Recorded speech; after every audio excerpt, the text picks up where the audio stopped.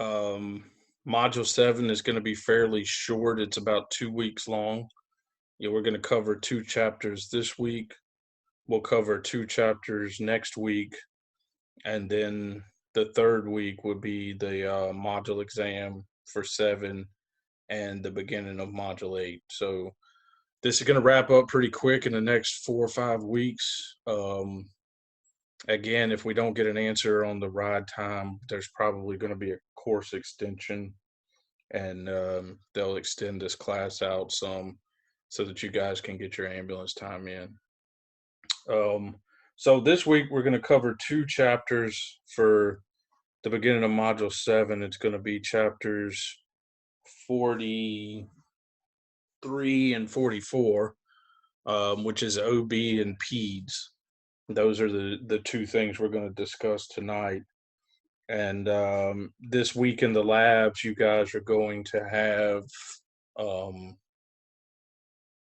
your trauma module exam first, and then we'll have some lab time on OB and PEDS.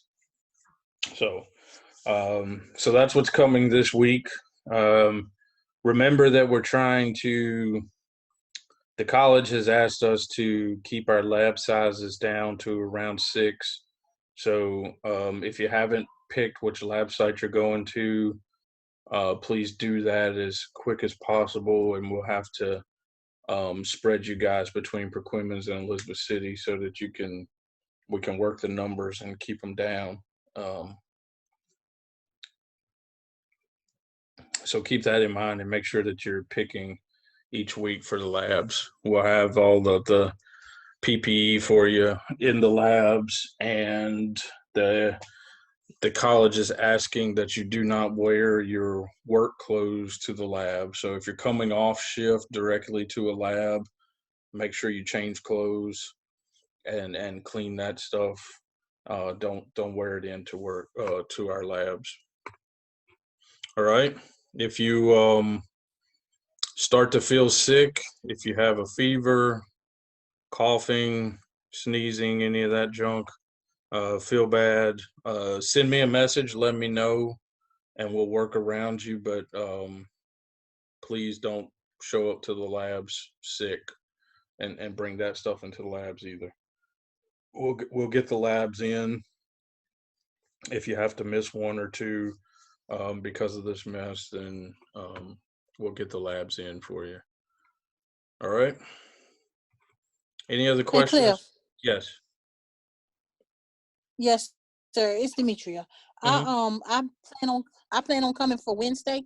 Okay. So yeah, you're on there, aren't you? You picked, right?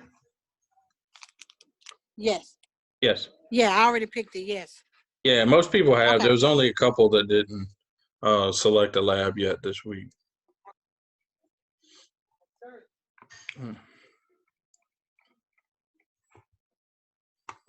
All right. Anybody got anything else before we get going? Questions, comments? Anybody doing anything crazy at work right now? I see a lot of places are starting to check temperatures at the beginning of shifts and check you guys out before you start your shift in places to make sure that you're not sick, so you don't show up to work sick. Is that happening everywhere, or is that just a couple of places so far? Dare's doing that. Dare's doing it. Perquimans is doing it. Chowan's doing it, and the hospitals are doing it. I don't think Gates doing it, 'cause I went to work last night. They didn't check nobody's temperature when I got there. Really? Gates is probably And just we having started to seal the back of the unit, that little breezeway between the cab and the box. We've started taped to seal off that now? plexiglass. Okay, Excuse so you've got that closed off now? Yep. Okay. With plexiglass. Gotcha. All right. All right. Well, here we go. You guys, there's probably more changes coming before this is over with.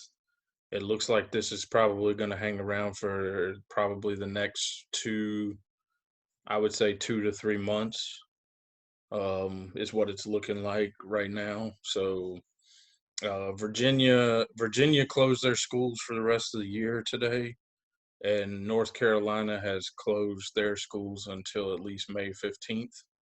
So they weren't North Carolina wasn't ready to throw in the towel yet and just mark everything off. So I guess they're kind of hopeful over the next 8 weeks or so that this thing will calm down a bit. But we'll see how it goes. I think for us, it's going to be a long couple of months and a lot of these little procedural change type things, hopefully for our benefit and protection. All right. Anybody seeing a lot of patients that fit this label of sickness and fever and confirmation of these types of this virus? Anybody got any patients yet?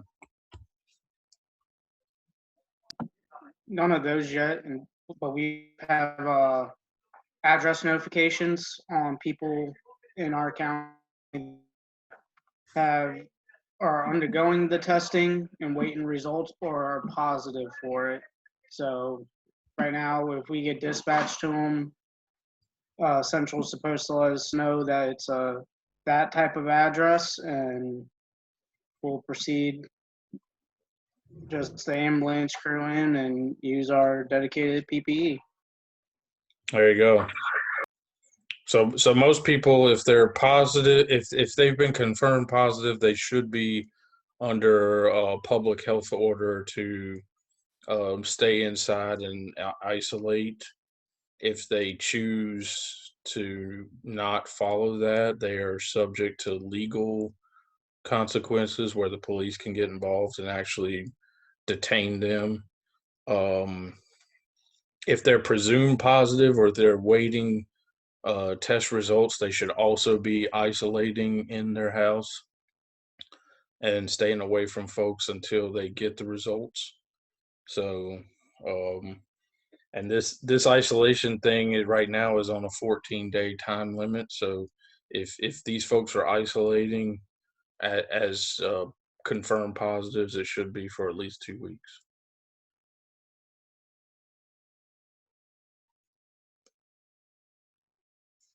All right. Well, you guys keep doing the good work and stay safe when you're on shift. We'll see how things keep progressing in the coming days and weeks, but it looks like this is gonna last longer than anybody wants.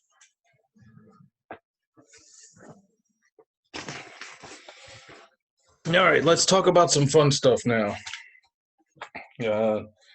These two chapters tonight, we're going to talk about OB and PED. So chapter 43 is the OB chapter. Again, every chapter in this book starts with a little anatomy and physiology. So you've got a few pages here of the female reproductive system and the different parts as the fetus is incorporated.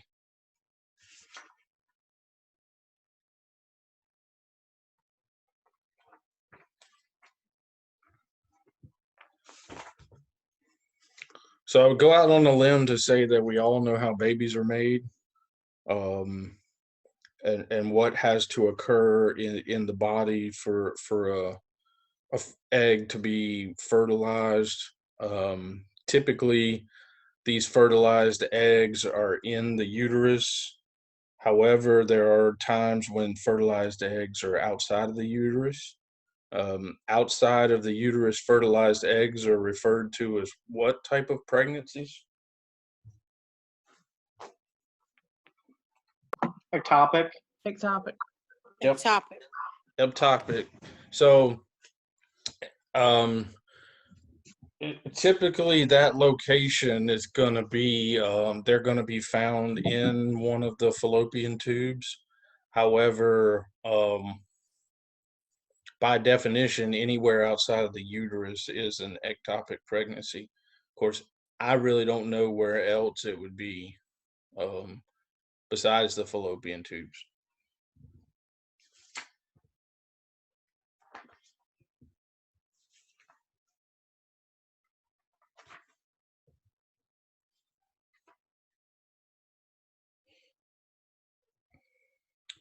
So we're dealing with an ectopic pregnancy.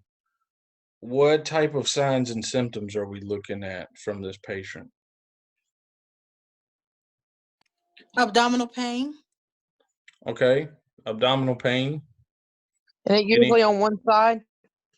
Yeah, it should be on one side or the other.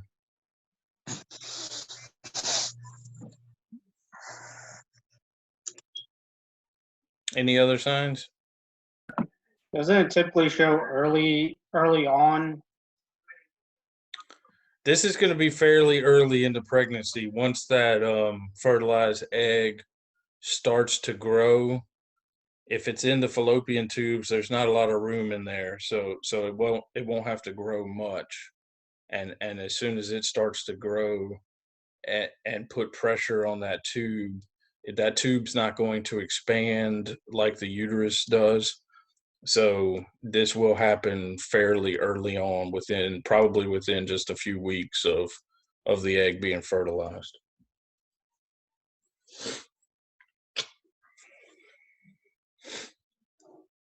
So early on in the pregnancy, pain is usually the number one indicator. What happens if this is not dealt with in a timely manner?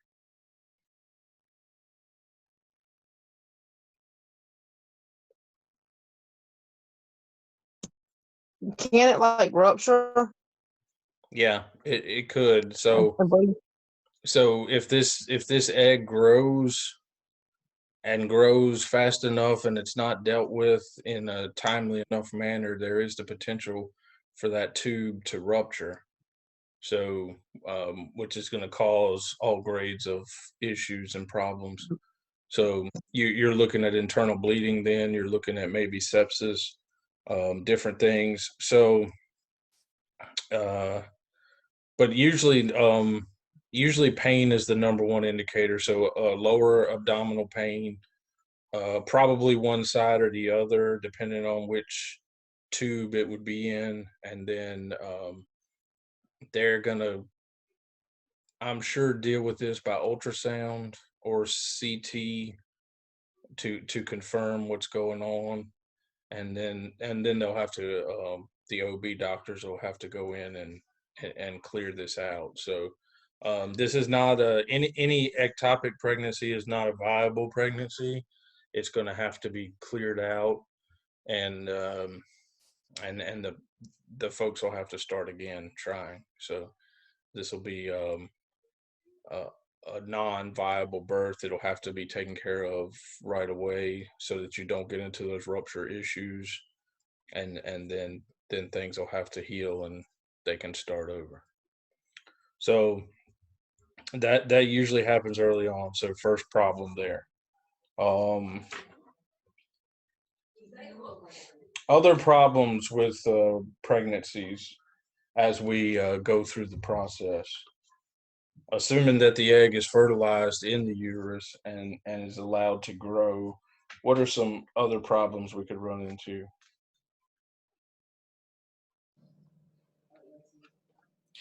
Fever. You got like preeclampsia. Okay, preeclampsia is an issue that we can deal with down the road. What is preeclampsia? And really high blood pressure is one of the symptoms, isn't it?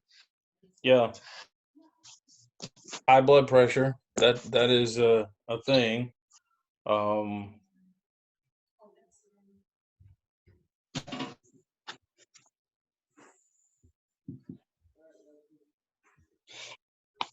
And I can't remember exactly. And they're like a Lord have mercy, I can't think of it. Well, you got preeclamptic and eclamptic. Eclamptic is with seizures. Okay. So Yeah. so there you go, Is Derek. it just from the blood pressure though? In that an abnormality in like your I can't think of the word. It's like they're out of whack. I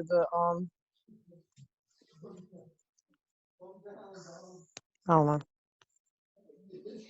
So eclampsia is a problem that happens, which is an actual seizure. When they have eclampsia, they're gonna start having seizures.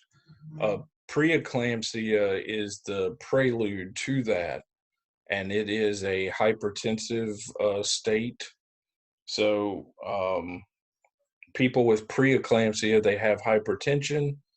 They may have some other things happening like sudden onset weight gain, extremity edema, different things like that, where they're having fluid retention and other types of issues, which is typically why they're having hypertension, is because they're starting to retain fluid. And so they've got all this extra volume. And so they're having hypertension. And as that hypertension starts to spike, they're eventually, if it's not dealt with, they'll eventually go into the eclampsia phase. It's an actual seizure. Is that the one that the magnesium sulfate helps?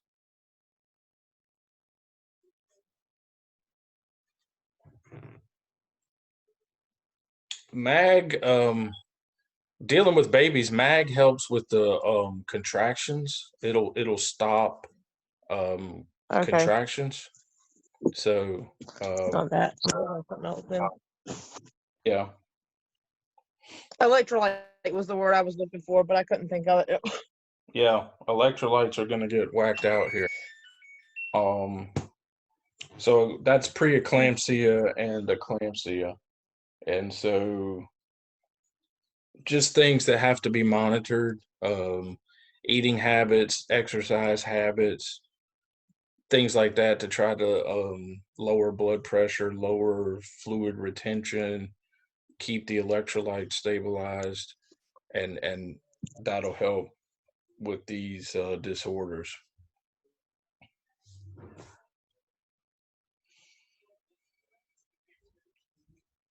Mm.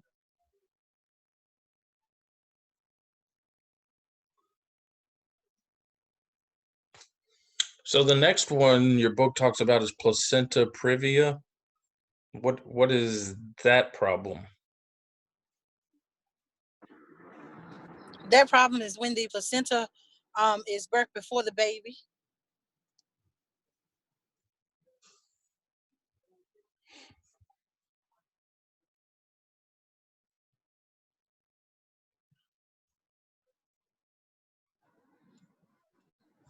So typically not now, they won't let that happen. Um it would, if the natural birth happened, it probably would birth the placenta first, because in placenta previa, the placenta is actually attached to the uterus and it completely covers the cervix. So it won't let, essentially, it won't let the baby out when it's time for the baby to come out. Once, if the cervix dilates, it's covering that whole opening so the baby can't get out. In these cases, this is, once they figure this out, this is going to be a cesarean um, delivery. So they're going to schedule and have them do a C-section.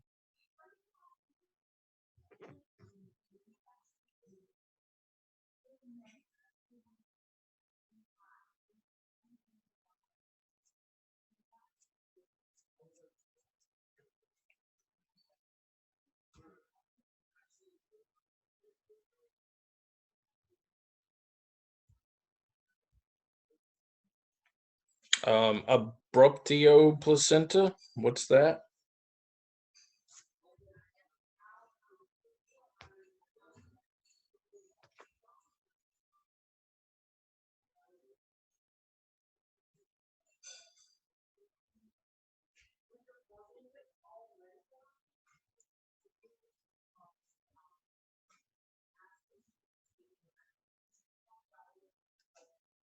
Hello?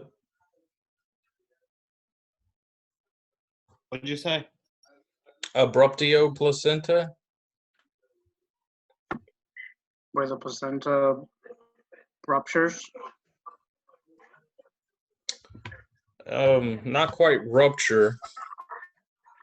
Is it where it tears away from the uterus? Yeah, it comes away from the wall. Yeah, that's it, it's either a partial or completely detaches from the uterine wall prematurely. So the typically in childbirth the baby's born first, and then after, some minutes after the baby's born, then the placenta will actually detach from the uterine wall, and it will also be delivered. So those two things come out separately, and typically in that order. The baby should come first, and then the placenta should come a few minutes later. But in some cases, the placenta will detach prematurely, either partially or in whole. And when that happens, you're probably going to get some pain and a ton of bleeding. So when that happens, they're going to have pain through the wherever the placenta is attached and coming off, and then it's probably going to be followed by quite a bit of bright red blood.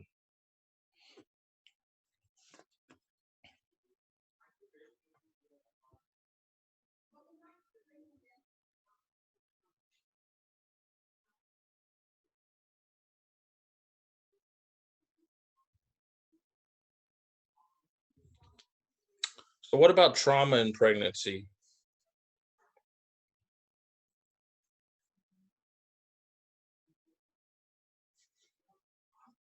Does anybody know the magic number for the OB folks to deliver babies prematurely, or how to get them to OB during ER times when we pick them up?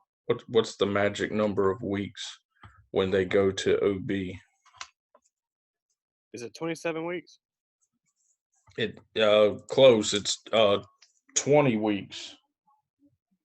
So once they hit 20 weeks, if we pick them up and take them into the ER, most likely they're not going to stay in the ER. They are going to get shipped right up to the OB area, and they're going to deal with them up there after 20 weeks, for the rest of the time. So any of those weeks that they go after 20, that's what you're going to see probably, is them shipping them upstairs and letting those folks do it. They'll get the fetal monitors on, and they'll be monitoring all that stuff. And I think after about 22, some have been delivered as early as 22, which is super premature. Mostly it's in the late 20s, early 30s, because we're looking at a full term is supposed to be 40 weeks, and so late 30s is not bad. Once you start getting into the early 30s, it starts becoming a stretch, and then the high 20s is a real stretch. When you get to the low 20s, it's that's getting serious for development and survivability.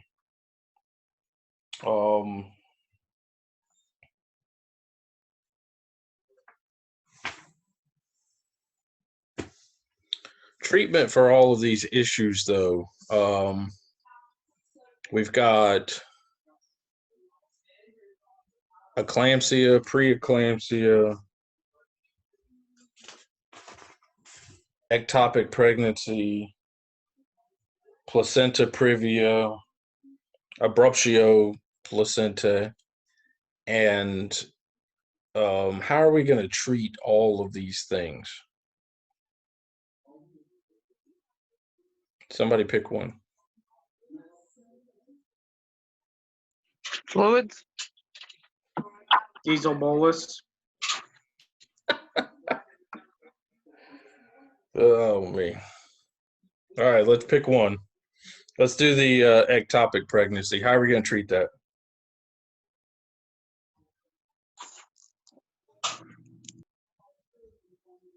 say anything, Locke, and ask for a medic for pain control?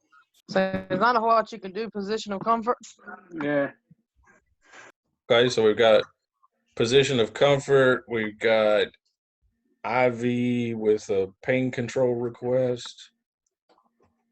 Diesel bolus, I heard. What else?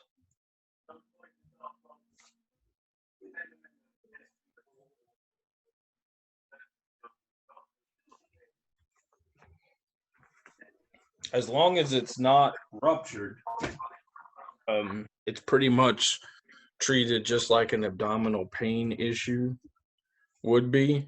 It's, as long as it doesn't rupture on you.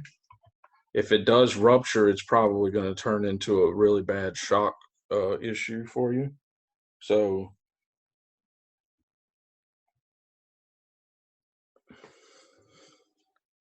if you can treat it like an abdominal issue, it'll be abdominal pain. It'll be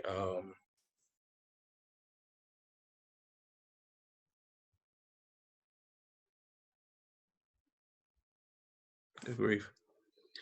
Abdominal pain treated like we would any other. So IVs are fine for it.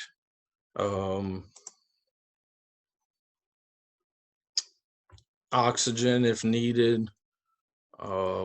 Position of comfort, keep them warm, those types of things. It's all supportive care stuff.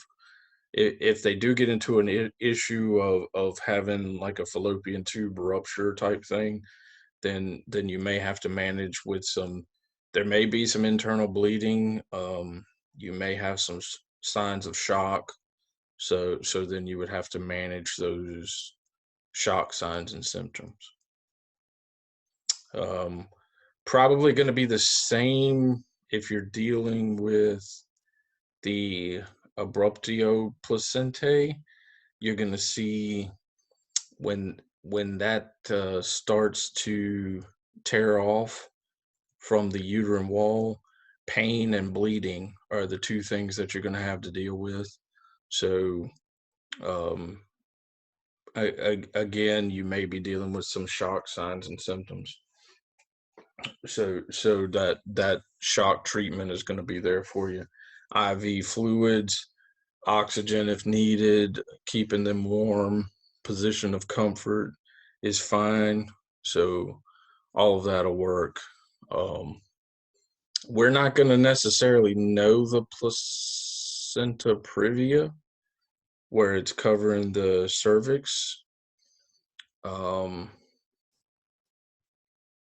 Hopefully they will know that long before it happens, and they'll have a C-section plan for that if they're having regular checkups and prenatal care, which is another thing we're going to talk about here in the assessment portion. But the treatments are pretty much going to be simply supportive care measures for some issues and then shock management for the other issues. So not a lot going on, not a big thing for you. The only thing that's going to get big and wild is if you have to do a delivery, and we'll talk about the delivery versus the issues with deliveries. So if we have to do a field delivery, somebody wanted to talk me through that?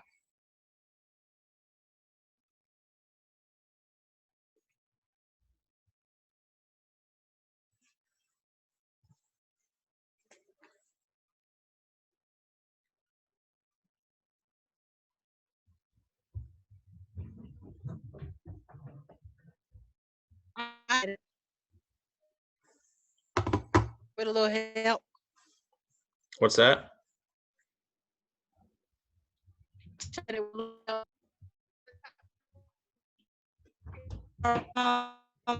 If we have to deliver, to do is provide us.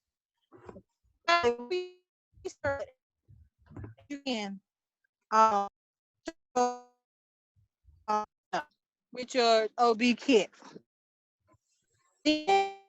Cause the baby's gonna the baby will deliver itself. You kind of got and you don't stick your hand in there.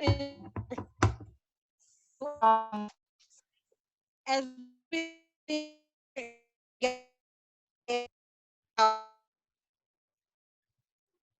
Hey, Dimitri, I'm having a hard time hearing you. Everything that you're saying is not good coming through.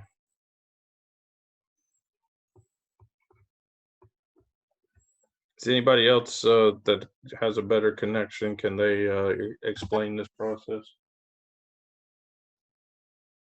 I lost y'all. Go ahead, cause my internet connection is terrible.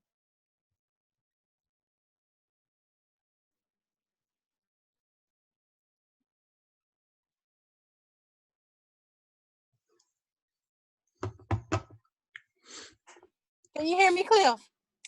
I can now. That's acting funny. Yeah, it's coming through kind of like hit or miss. I get a sentence and then the next one's bad.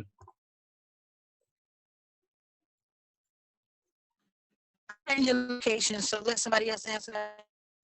All right. Somebody else take us through a natural childbirth in the field. What do you want to do? How do you want to do this?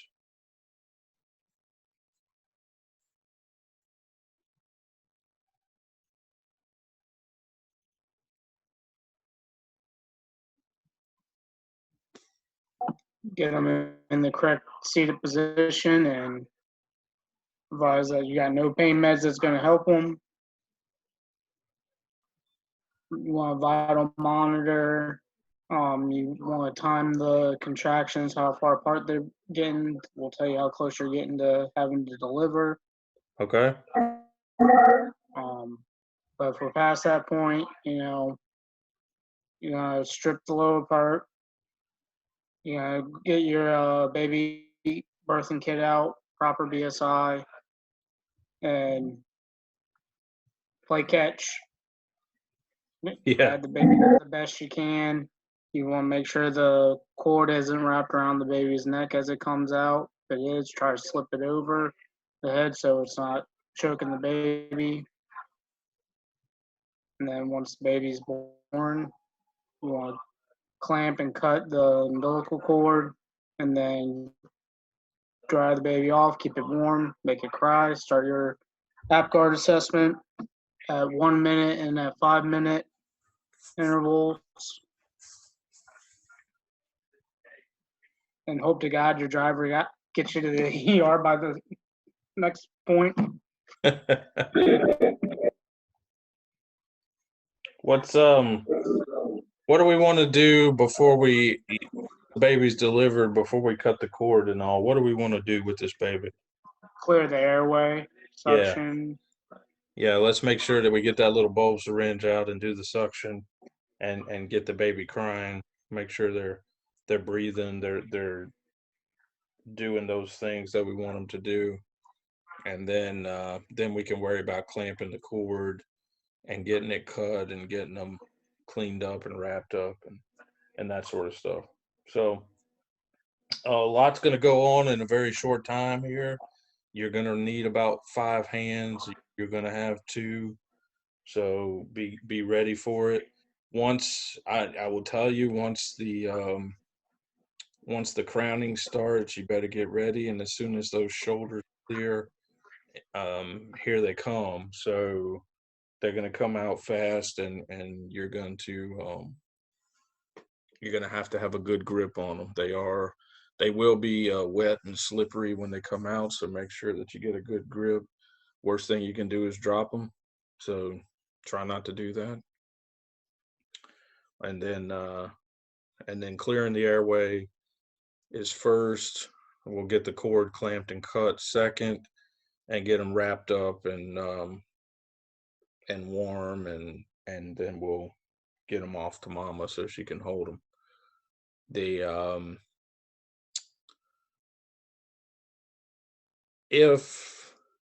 How do we deal with it if the baby's coming out breech?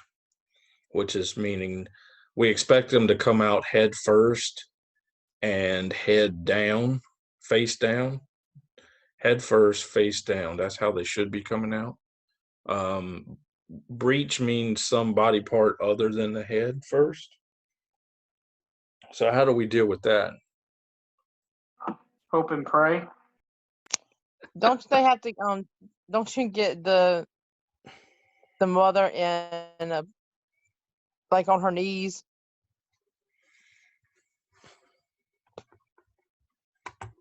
That's for the next thing we're going to talk about.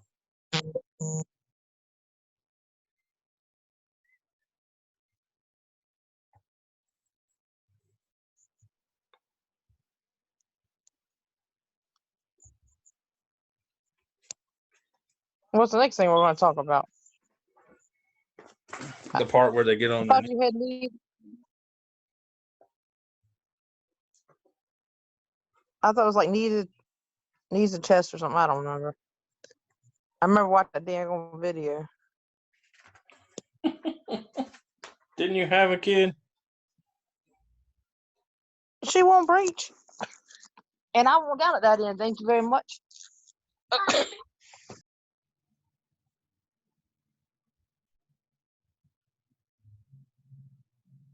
Okay, so if the baby's born breech, meaning arm or leg or something's coming out first, it can be delivered that way, and that's the way we're going to play the game. So if it starts to come out feet first rather than head first, we're going to deliver it feet first rather than head first.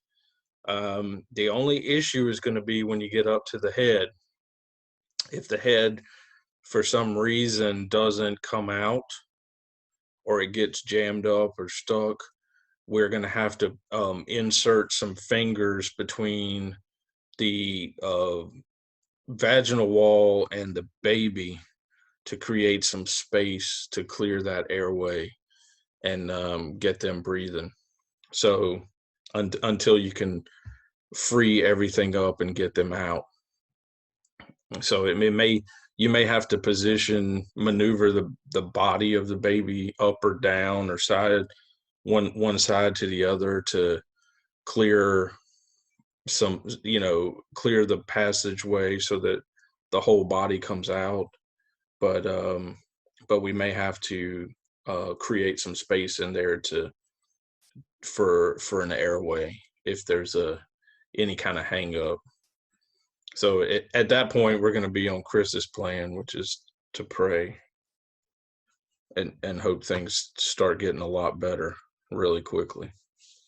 Diesel bolus. Absolutely. Although we're going to use our skills while they're using their skills. So if you're driving, they're probably going to want you to drive a lot faster. If you're in the back, you're probably wishing you were driving, but being in the back, you're going to use these skills to create that gap in there so that there can be an airway established. For Crystal's hands and knees method, that's if we have a prolapse cord. So if you have a prolapse cord, the cord will be the only thing showing externally. And what we need to do with that is make sure that the blood flows is sustained so that it can continue to get to and from the baby. So we don't want that circulation to get cut off. So with a prolapse cord, typically we'll have the mother on her hands and knees, and you may have to do two things. One is keep the cord moist, so wet dressings around it to keep it moist. And two is you may have to use your fingers again to create space in there if there's no circulation. If it gets pinched off and the circulation is stopped, you may have to create space to keep that blood flow and circulation moving. So again, Aren't we fun times. What's Aren't we that? supposed to be able to tell that by that cord it would be like pulsating or something? Yeah, the cord has a And if pulse it's in not it. pulsating, That's right. Okay. The cord will have a pulse because that's the blood flow coming from the mother to the baby. So when you feel that cord, you should be able to feel a pulse. And if you feel along that cord and there's nothing, then it's probably become pinched off and the flow has been obstructed. So you're going to have to insert some fingers to spread and create that opening and allow the blood flow to return, which you should know by feeling a pulse.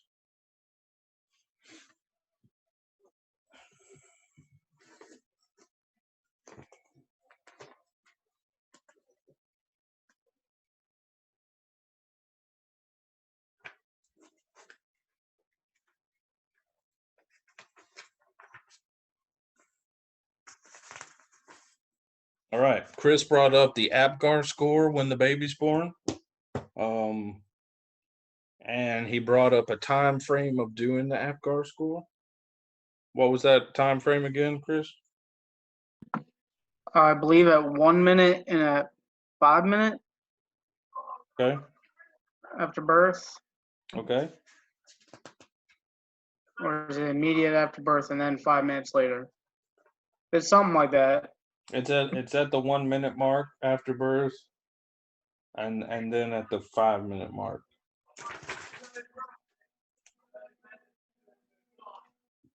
Okay, and your book has a nice APGAR scoring table on page 960. If you're in the book, you can see the APGAR scoring table. If you're not in the book, APGAR, APGAR, that is a mnemonic. What does APGAR stand for? What are we checking?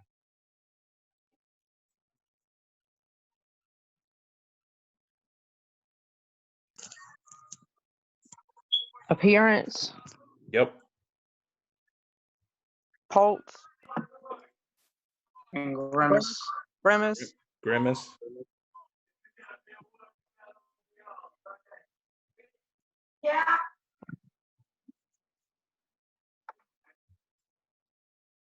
What's the last two? The A and the R. activity, Yes. and his respirations. Respirations. So APGAR, appearance, pulse, grimace, activity, and respirations. Each one of these is on a scale of 0, 1, or 2. Those are the choices for our grading. So if they get all 2s, they have a 10. If they get all 0s, they have a 0. And they'll be somewhere in between 0 and 10 for a score.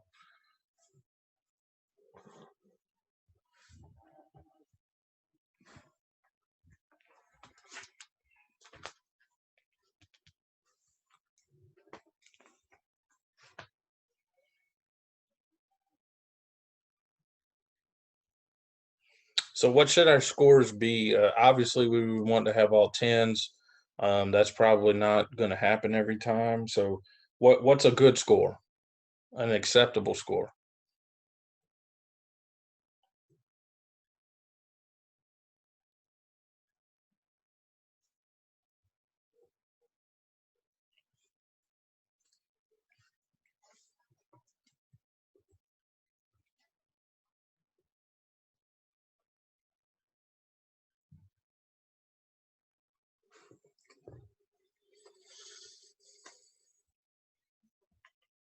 Anybody familiar with APGAR scoring?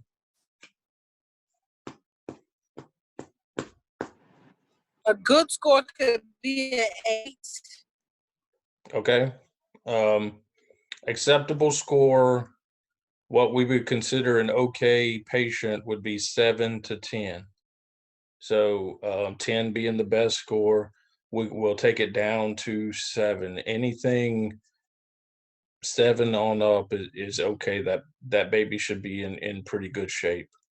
4 to 6 is going to be a moderate distress score, and 3 or less is going to be a severe distress score. So 3 or less, that baby's in bad shape. We're going to have a lot of work to do.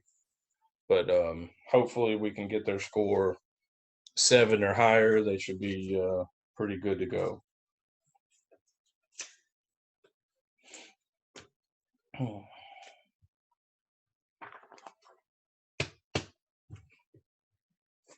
All right, for newborns, remember, where are we checking O2 sats for newborns?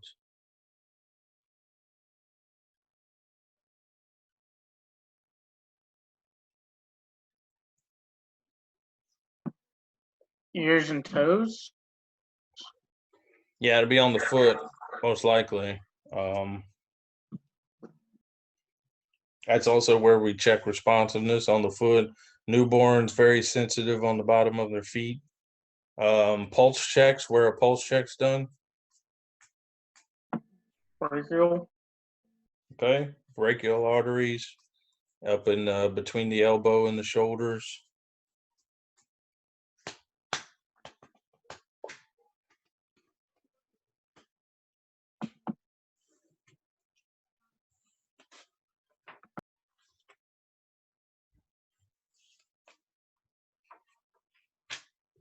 So from an assessment standpoint, if we're dealing with an OB patient, if she is if she knows that she's pregnant, she'll probably tell us. But from an assessment standpoint, what are some things that we want to dive into and get some clarity on with this OB patient?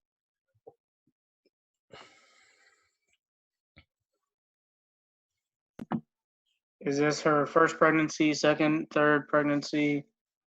Does she already know of any pregnancy history issues we could be running into? How far along and when her last contractions were, and Okay, so if we find out that she's pregnant, we're going to want to know a lot of things about the pregnancy. Um, how many times has she been pregnant? How many successful pregnancies has she had? So that's the paragravia numbers.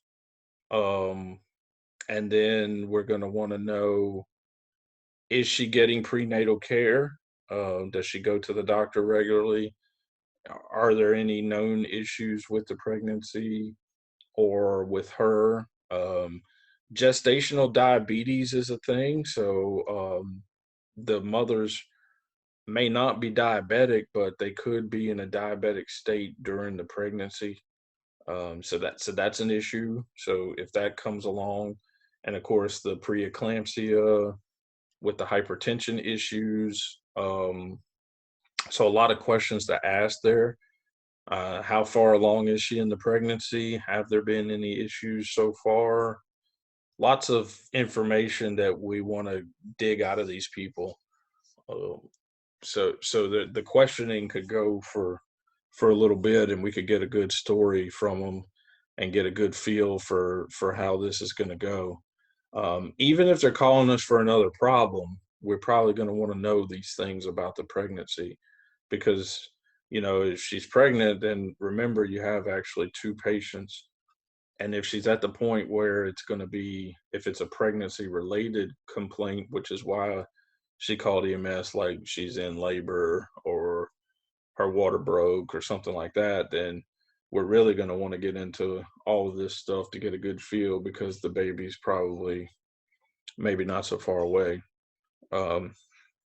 So make sure when you're doing your assessments on these women that you are asking these questions, and if it's the early stages, there's a lot of times when they are pregnant and don't know it yet, haven't found out yet. So remember that these rules apply if they're childbearing years of age and they are not absolutely sure they're not pregnant, then we treat them like they are. So until we can confirm one way or the other, that then to us they're pregnant. So we'll deal with it like that. Any other questions? Any other thoughts on the assessments?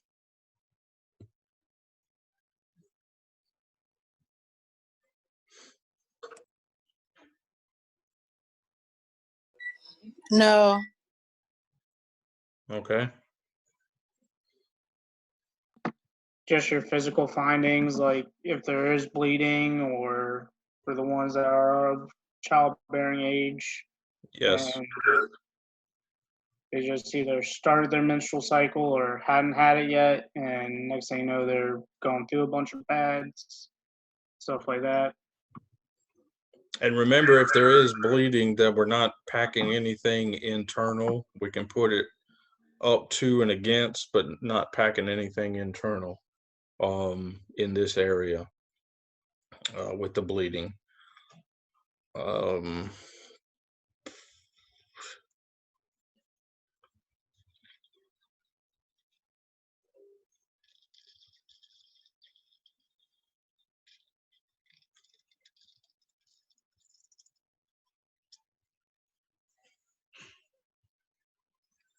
right.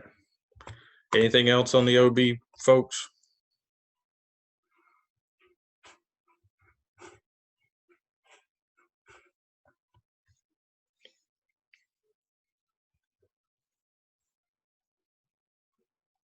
All right. Let's move on to the other chapter then. We've got chapter 44, which is the pediatric chapter. Once the babies are born and they get, separated from the mom, get onto onto their own, and they start growing and living on their own, they fall into the pediatric category for their first several years of life.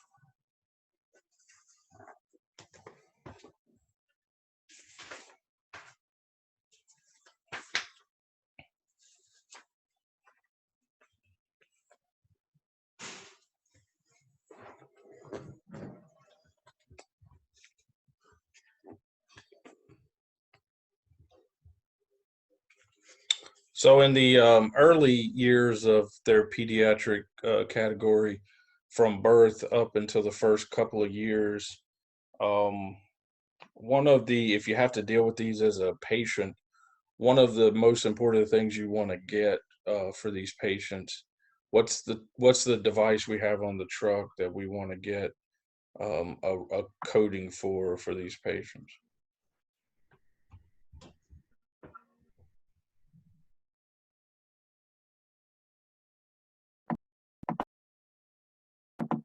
Broslo tape. There you go. Get your Broslo tape out, get a color coding. That thing will help you and save you a ton of time, because remember, for pediatrics, basically every medication is weight based. And so a lot of calculations to do for almost every med administration if you have to give meds.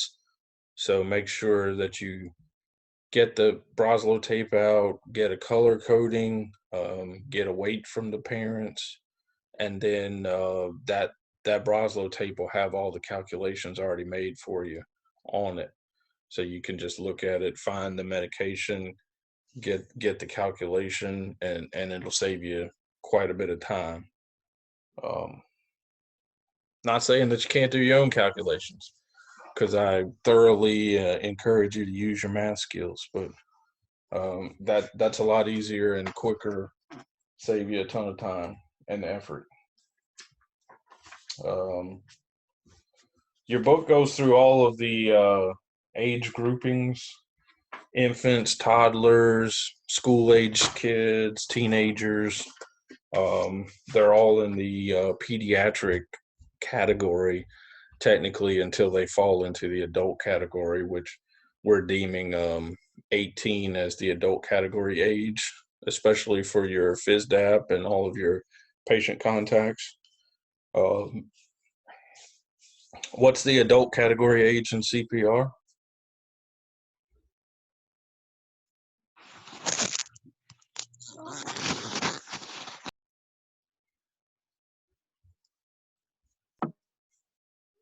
Is it 16? Nope. Is it 8? Nope.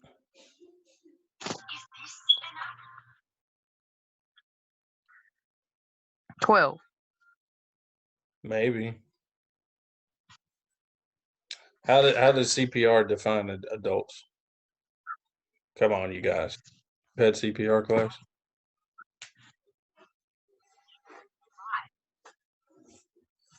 They define them as puberty.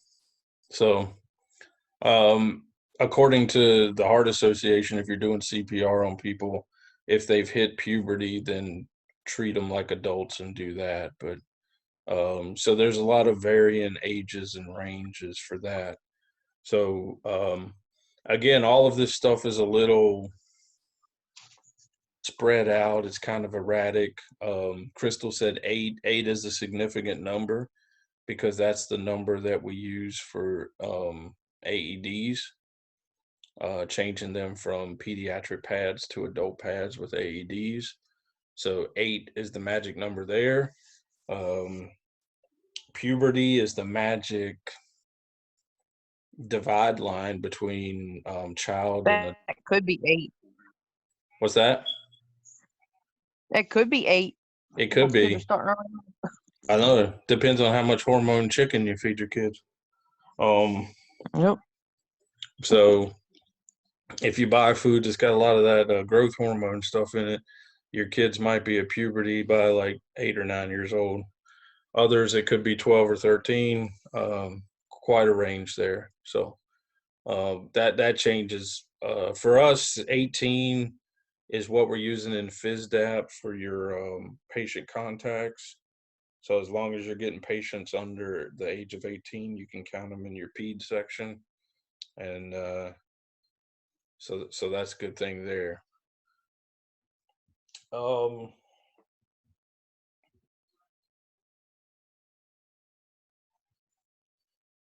For pediatric assessment, we use this thing called the pediatric assessment triangle, and your book goes into that triangle on 973. Is anybody familiar with the pediatric assessment triangle, and can they explain it?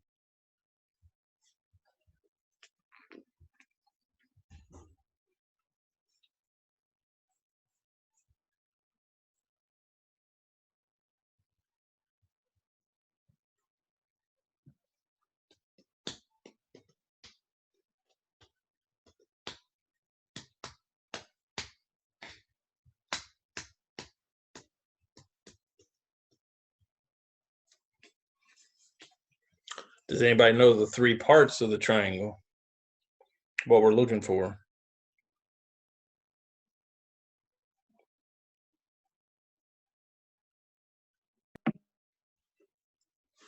Sorry, I missed that question, Cliff. Can you repeat it? Can you explain the pediatric assessment triangle? And if you can't, do you at least know what the three things of the triangle are that we're looking for?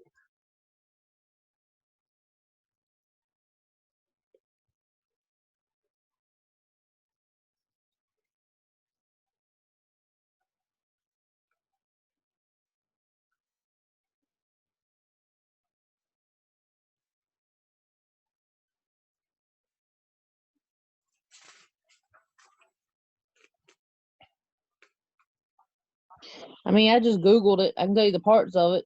Okay, let's go there. What do you got? Appearance, and it's blue. Breathing, it's green, and circulation, it's red.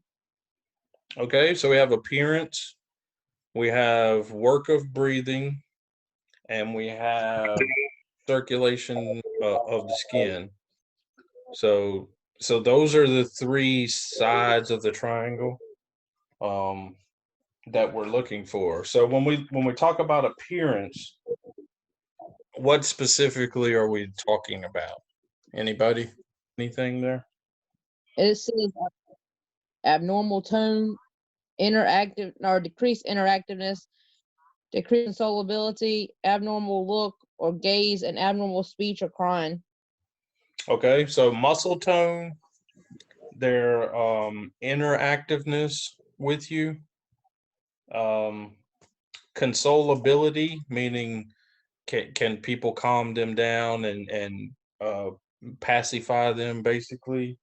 Eye contact, and then speech or crying. Those are the things that we're looking at for their appearance. So we're seeing how they're, if they're just laying on the couch or laying on the bed like a limp dish rag with no movement, no energy, blank stare, no reaction, that would be concerning to us. If they're, if it's a little baby, they're kicking their arms and their legs and they're making noises and they're reacting to you, then that's more reassuring to us. So those are the types of things that we're looking for with the appearance. Work of breathing, that's the second side. So things that we look for. How do we assess pediatric breathing? What are we looking for there?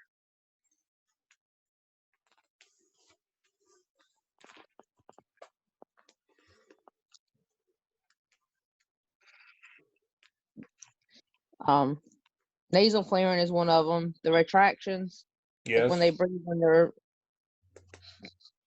chest muscles are retracting. Yes, both of those are good. Or position, I guess. Positioning, yes. One more thing.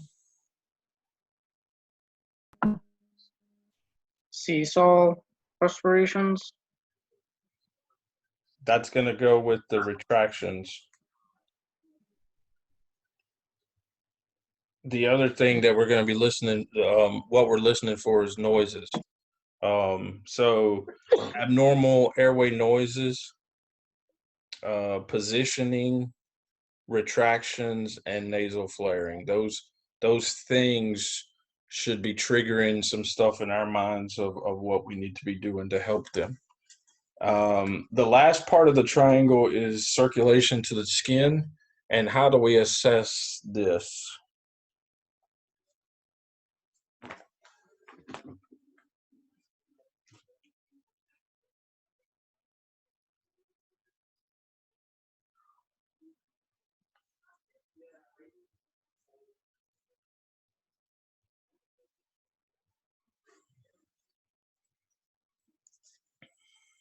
If you asked the question, I missed it. How are we going to assess the skin? Circulation to the skin is the last side of the triangle. How do Turgor? we? What was that? Like turgor, skin turgor, dehydration. Turgor. What else are we looking for? What about like cap refill? Cap refill. I don't know. I clicked off this page. Hold on, let me go back. This is pallor, mottling, and cyanosis. Yep. Those are all going to be color type things. Yep.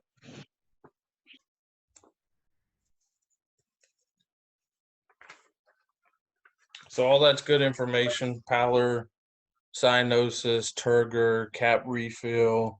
Those things are all going to let us know how the circulation's going.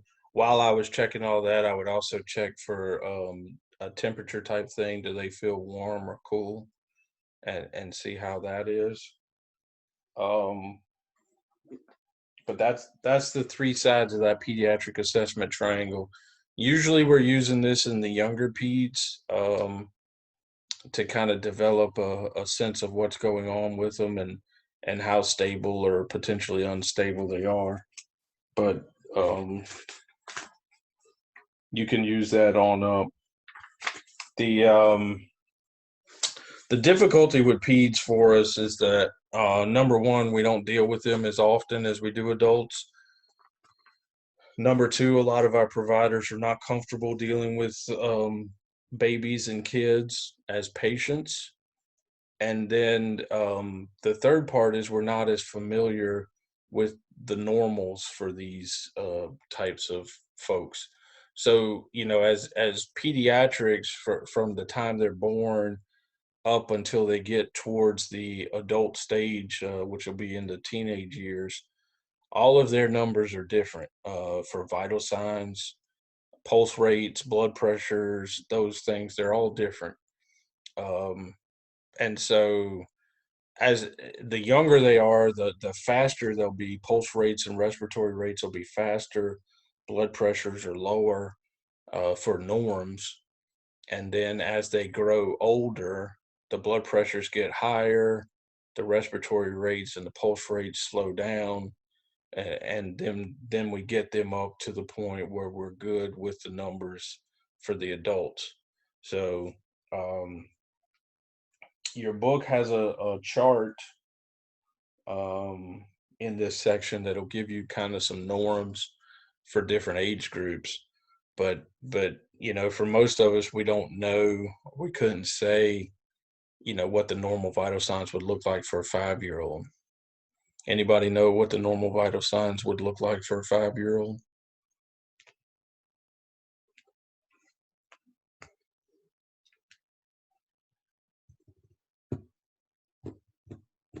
I would say systolic blood pressure be between like between like 85 and 110. Okay, 85 to 110. What about the pulse Respirations rate? from 8 8 or 90 to 120. 90 to 120. Respirations, what? 20 or 18 to 24. Okay. So that's not a bad guess. You're certainly within the ranges. There's a nice little chart in your book on 976. If you're unfamiliar, it'll help you out quite a bit. But these are just numbers that we're not used to. School age kids, respiratory rate 18 to 30, heart rate 70 to 110, blood pressure systolic 80 to 115. So Derek's in the ballpark there. He's got some decent numbers. So good job. But they get a newborn's respiratory rate is 30 to 60. So if you get a newborn that's breathing 40 or 50 times a minute, don't freak out, because that's fairly normal. But we're just not familiar with these types of things. So, probably wouldn't hurt to make that a nice little cheat sheet chart for you.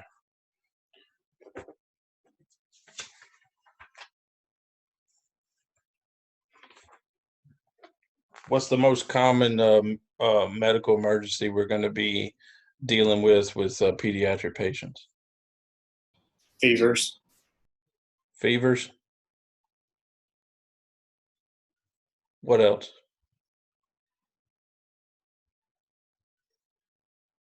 Febrile seizures. Febrile seizures? What age are you talking about? Young kids, less than 5. Like falls? No, medical emergency. Medical What did you say? choking? Choking? Choking, put stuff in your mouth. Yeah. Typically the It'll younger be kids. epiglottitis. Yeah, typically the younger kids, it's going to be a respiratory type issue. Choking is certainly falls into that category with airway obstruction. And these little babies have a reflex. Whatever they can get in their hand, they put it in their mouth. But in a lot of cases, it's going to be a respiratory issue. You guys may have been seeing a lot of fevers here in the last few months, fevers and febrile seizures and those types of things. It seems like more and more people treat their kids less and less on their own. So, they'll call for the ambulance rather than giving them some Tylenol or ibuprofen, and then you're seeing a lot of fevers and things. But historically, respiratory issues are why they call us for medical emergencies. On the trauma side, it could be anything. It could be impacts or it could be falls or anything like that. The younger kids are top heavy, they got big heads. So when they, like the ones that are first starting to walk, 1 to 2 years old, they got those big heads that are wobbly and bobblehead like, and so they're pretty unstable. They start up, stand up, try to walk turns into a run, that turns into a fall, um, because their head gets away from them and they don't have the balance yet. So a lot of falls there, a lot of head bumps.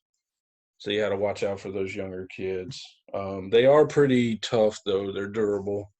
They're rubbery and resilient. So in a lot of cases they don't get hurt too terribly bad. As they get into a few years older, they get outside. You start seeing the bike riding thing.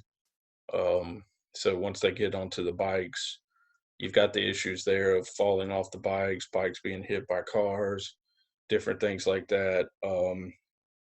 Pedestrian versus vehicle. If it's a kid, remember, compare anatomy with adult and kid. If you're talking about being hit by a car, adults much taller, and typically if they're hit by a vehicle, the impact is usually like waist down, whereas children a lot shorter, depending on their age range. Um, but the impact could be waist up. So if you're dealing with a 7, 8, 9 year old that gets hit by a car, they're going to have a lot different injuries than a 25-year-old. So that impact may be in their chest rather than in their knees or waist. So keep those things in mind as you're assessing these kids with their traumatic injuries.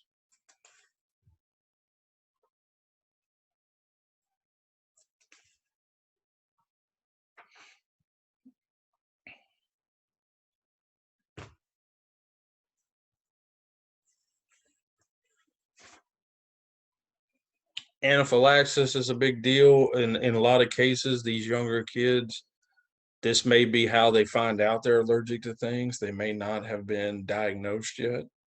So again, it's a respiratory issue, which is what we typically get called to. But this may be where they find out that they do have an allergy as opposed to already knowing. So they may not have any treatments available to them, no Benadryl, no EpiPens. So this is where you guys are going to come in and go to action. So if it is a respiratory issue, again, lung sounds, listening, look at their work of breathing, those types of things, find out what the mechanism is, and then your treatments are going to go weight-based medicines. If we were going to do a epi injection on a pediatric, what would the dose be?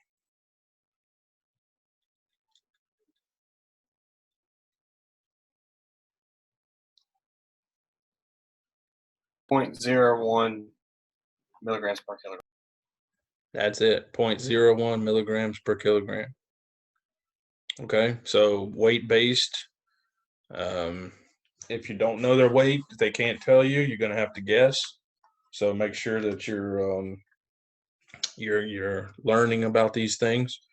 Weight-based epi injection, 0.01 milligrams per kilogram.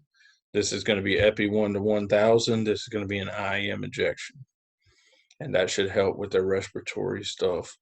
The rash, if they have a rash, skin rash, itching, hives, that type of thing, we'll use our Benadryl. What's the dose, pediatric dose for Benadryl?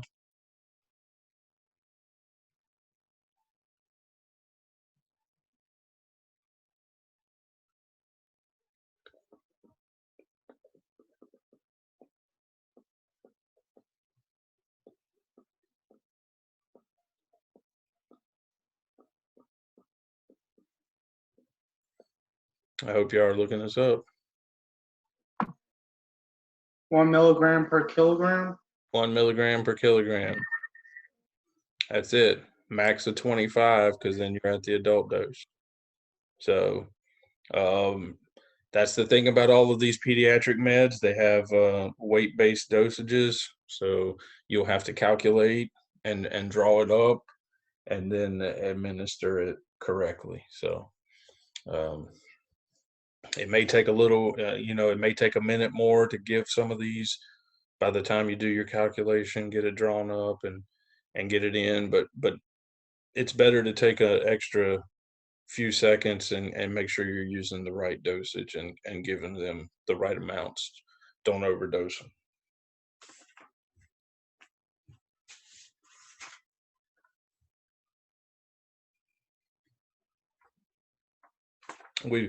We just talked about in the trauma section burns and drownings and things of that sort. So it should be fresh in your mind. We won't get deep into that. Remember that the rule of nines changes a little bit for peds. It's a different disbursement on some body parts and areas of the body. So make sure you know the differences between those two charts. But one thing we do need to spend a little bit of time on is suspected neglect. If we get patients that are suspected of child abuse or neglect, let's talk about first of all, how we deal with it on the scene, and then what we do afterwards.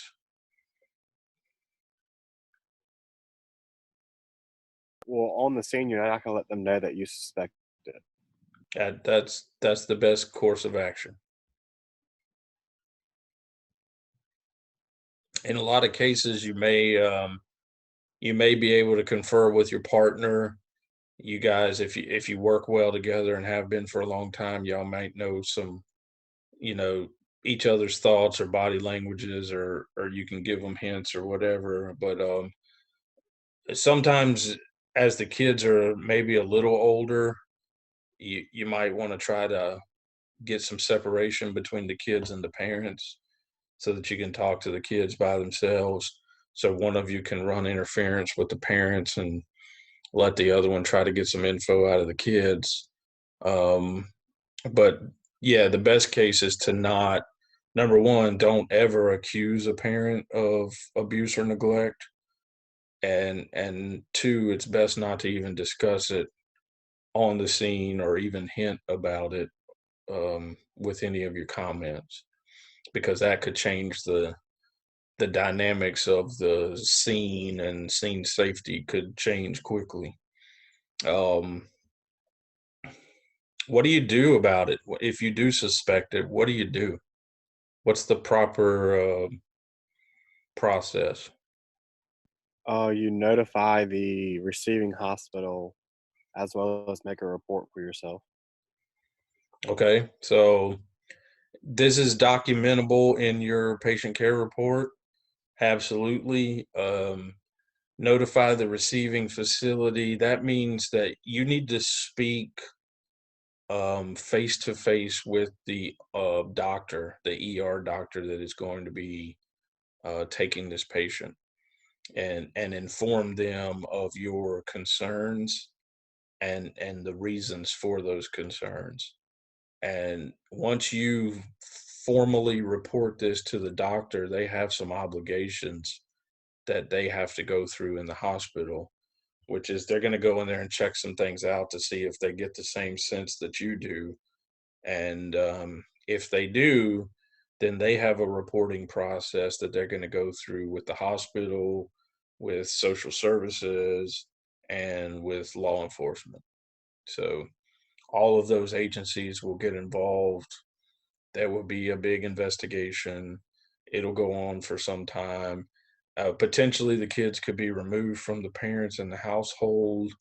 Potentially, the parents could be prosecuted criminally. This could go on and on and on with consequences. So, not something to be done arbitrarily, but if you have good reason, then you're obligated to report it and not to ignore it. So what happens after that is what happens, but make sure that your patient care reports, this is one of those documentation issues. Make sure your patient care reports are accurate, that they're complete, that they are detailed, because if this is a prosecution type of thing where the parents are going to be charged, you and your patient care report could end up in the court case. So be mindful of that.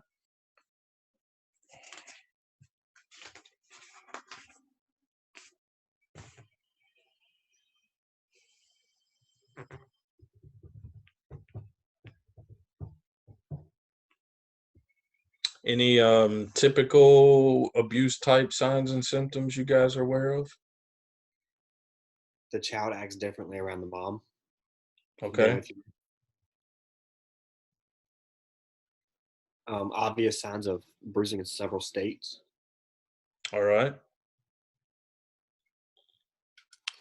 Several broken bones at different times. Okay.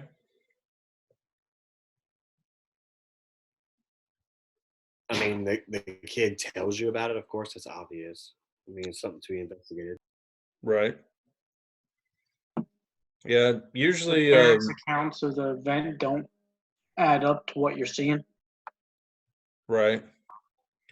A lot of times you'll see like the parents will do all the talking, they won't let the kids talk. And they won't let the kids be alone with you or anything like that. Typically if there's visible injuries, there'll be fresh injuries as well as healing injuries, so you'll see them in various states of healing. If it's little kids, you're looking at burns, typically bottoms of the feet, butt are the places. Bottoms of the feet and the butt are typically both places that show signs where they've put them in hot water or something. Different types of breaks. Demetrius said broken bones, not just breaking bones, but how the bones are broken. If it's a twisting type of break, as opposed to just a clean lateral fracture. If it's kind of like that green stick or that twisting type of thing, then those would be telltale signs. Not something necessarily that we're going to know right away, but it's things that they'll be able to see later on the x-rays and that sort of thing. So be mindful of those. And again, you have an obligation to report it. You need to report it to the ER doctor at the receiving facility, and then they will take it and they have some obligations after that. Probably something you're going to want to let your immediate management staff know about too. So shift supervisors, department heads, EMS director type folks, this is going to get reported internally of that chain as well. So if you file your complaint at the hospital with the ER doctor, you're probably going to want your shift supervisor to know, or your EMS director, so that they have a in on what's going on.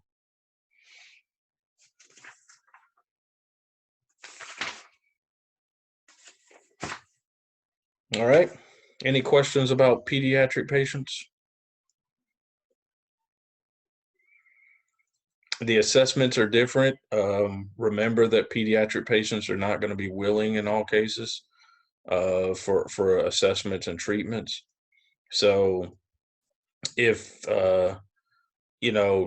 trying to relate to these folks, you may have to demonstrate some things before you can do it on them to get some buy-in from them so that they're okay with it.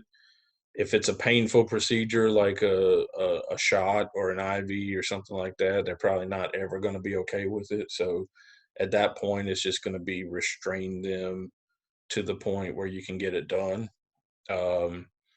If you're putting IVs in the younger kids, a lot of times you're going to do that. And once it's in, you're going to wrap it with some gauze and a arm board so that they don't rip it out. So make sure you wrap it up and secure it. Not just tape like you would with an adult, but you're going to need to get a nice mummy action going on there to hold it in, if you need to do that on them. But try to talk to them. Don't surprise them. Try to help them understand as much as they can, and they can in their older years. Once they get up to 4 or 5 years old, they'll probably understand some things a little better. In the younger years before that, probably not. So you'll have to do what you can. Get the parents to help you. Don't be surprised by these kids. Little kids are strong. If you're trying to restrain them to do an IV or to do a shot or something like that, these kids are quite strong. So it's going to take some effort to hold them down and hold them still. So you may need some extra hands there.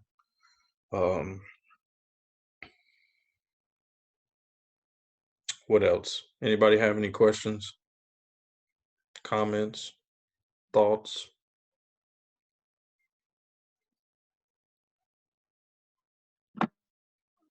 I guess just if you're treating pediatric patients, and it's not a suspected abuse case or anything, consider letting the parent ride. Always make sure the parent's given, notify the parent what you're doing. Hey, I'd like to give them this medication, or I'd like to start an IV, like to give them some fluid. Make sure they sign off on it as well, because I've had or seen parents say, yeah, you can transport my kid, but you can't give him any medicine. That's true, and the parents are the authorizing people. So remember that kids don't have a voice in this until they're 18, unless there's some special circumstances in place. So the parents are the authorizing officials. So we have to get parent permission to treat and to administer medications and those types of things. Anybody know the criteria for kids to be able to make their own decisions medically? If Yeah. they're pregnant and 12 years old. Okay, so if they are pregnant or if they have their own kids and they're less than 18, they can make their own medical decisions. Emancipated minors. Emancipated minors can make their own medical decisions. What's an emancipated minor? Essentially, they have it's a court process. It's a legal document that says that they basically kind of divorced their parents and they are on their own as an adult, but they're not over 18 yet.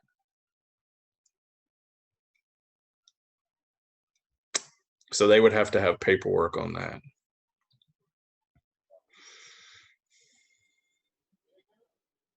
Any other cases where under 18-year-olds could make their own medical decisions? Say that again, Cliff. I said, are there any other situations where under 18-year-olds could make their own medical decisions? And military, like if they're in reserve military. Okay, if they're in the military, but their parents had to sign off on it. If they're under 18, their parents have to sign off on them to join the military. So, but yeah, once they get into the military, they're good to go. Actually, once they get in the military, they can't make any decisions because the military make them for them. Well, Cliff, is the EMS pre-hospital setting different from doctor offices? Is there a difference? Because I know 12 years old and up, 12 years old and up, they can make their own decision whether the parent know anything or not. Yeah, that's different. That's different than what we're dealing with in EMS. Okay. That's about privacy with their medical information, which is different than consent and a treatment authorization.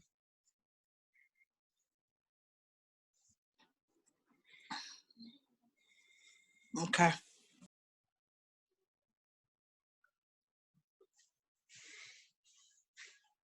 So those are the situations. Emancipated minors or kids that have kids that are pregnant or have their own kids already. They'll be able to make those decisions and say yes or no. Any other kids that are under 18, they can't, if they're in a vehicle accident or if they had an ambulance called for them, they can't tell you no. They don't want to be treated. We have to get the parents to give us that answer. So that's that implied consent rule that goes into effect. So until we get in touch with the parents, we have to treat them. And then once the parents get involved, then they can stop it or continue it. But we have to treat them until we can get an answer from the parents.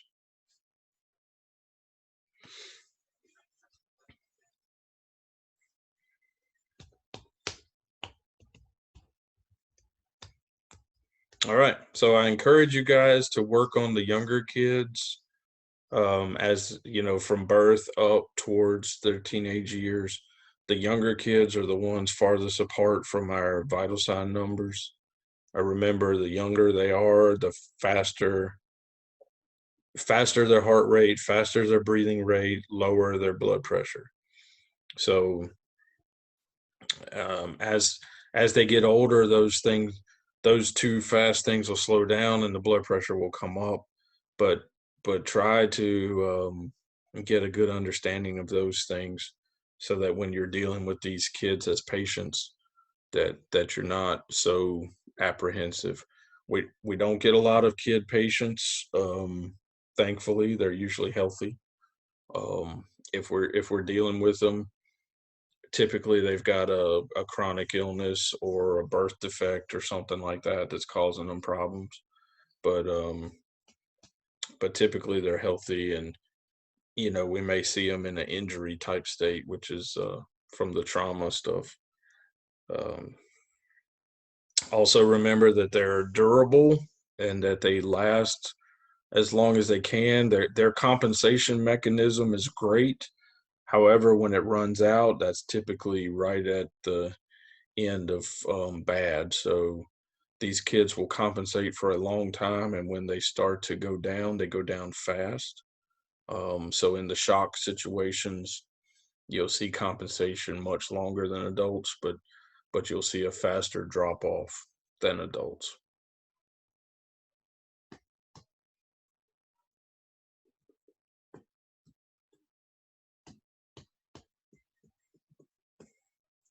All right. Any questions about peds or OBs?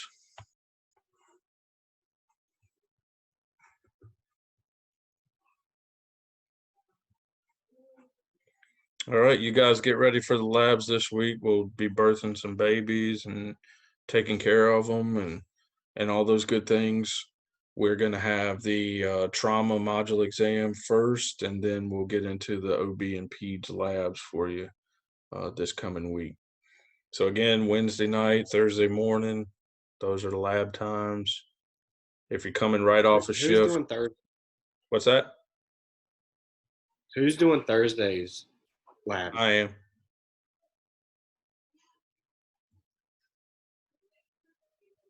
Because I'm not sure which one I'm going to make it to. I don't know if it's going to be Wednesday or Thursday. Okay. I'll be there for Thursday's lab, and I think Caitlin is doing Wednesday's lab.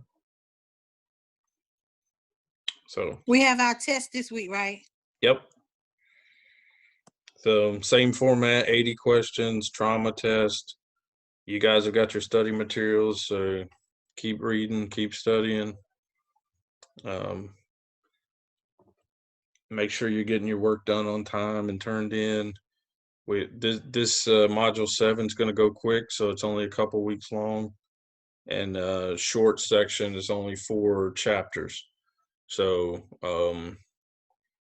there'll be a lot of information coming out of those 4 chapters for you. All right. Any other questions? No, sir. No, All right. sir. Well, you guys take care of yourselves on shift. Keep using your PPE and staying out of people's faces as much as you can, and be careful out there. And get online and get the work done, turned in. Keep reading in your book while you've got some spare time, and then we will see you in the labs this week. Okay. Okay. All right. You guys have a good night. Later. You too. All right. Good night. All right.